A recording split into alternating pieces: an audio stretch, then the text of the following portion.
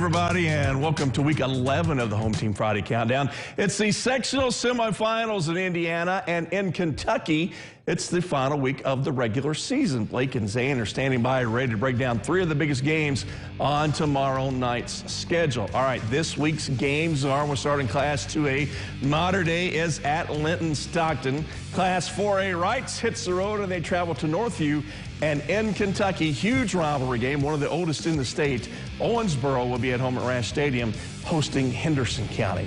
Let's bring in the crew now. Blake Sandlin and Zane Clodfelter. Fellas, it's always good to see you. Let's start in that 2A sectional. Mater Dei travels to Linton, Stockton. The Wildcats have beat the Miners 3 years in a row. They have to be in Linton's head by now. Blake, does Mater Dei make it 4 in a row tomorrow night?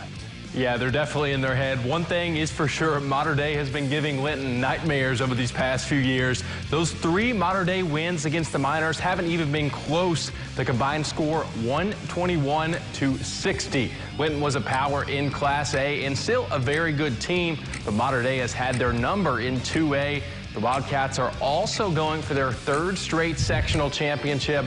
I like Mike Gable's team tomorrow night. It's not often you find a high school quarterback with over 1,000 yards rushing and 1,000 yards passing, but Linton Stockton is perfect so far this season at 10-0, thanks in large part to Hunter Ginnick's athletic ability in the pocket. Just a junior, he's coming off a 300-yard performance against Tell City to open postseason play. It's a pick-your-poison scenario for the opposition defensively, and the marksman found that out the hard way. Randall? Yeah, one thing that we have learned over the years, guys, never bet against Mike Gable. So that's pretty much all you need to know in that one. All right, Class 4A now. Wrights travels to Northview. The Panthers are looking for their first sectional championship since 2016. It's been a while.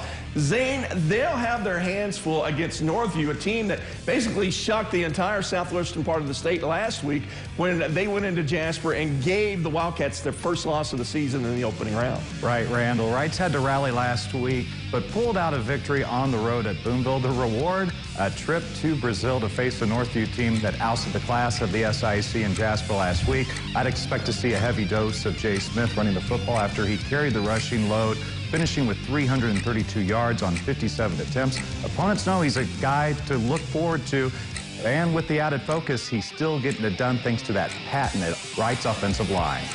And Zane, Northview shocked everyone last week when they upset Jasper. The Knights are now 8-1, and on the verge of their first ever sectional championship. In fact, the Knights have never won back-to-back sectional games.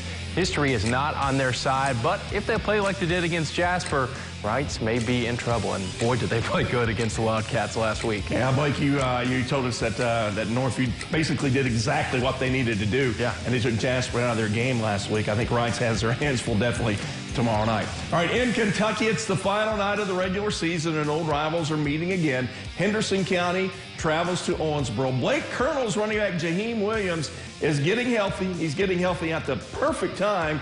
And a 100% Williams, that spells a lot of trouble for opposing defenses. Yeah, he's a difference maker for sure. He's missed time this year with ankle issues, but he says he is much better.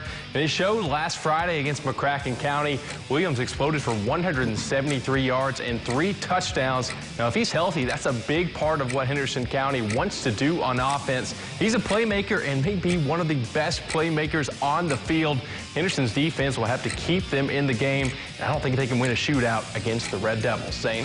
Blake, what an interesting season it has been for Owensboro, but this team has continued to click since Gavin Linsat departed. It was a collective effort last week in a 58-7 rout of Grayson County. The Red Devils' defense accounted for 3 touchdowns, 2 coming on fumble returns, the other coming from Zach Clark's interception return, his 2nd in as many weeks. Owensboro was efficient offensively, finishing with 308 yards, Randall, on just 23 plays.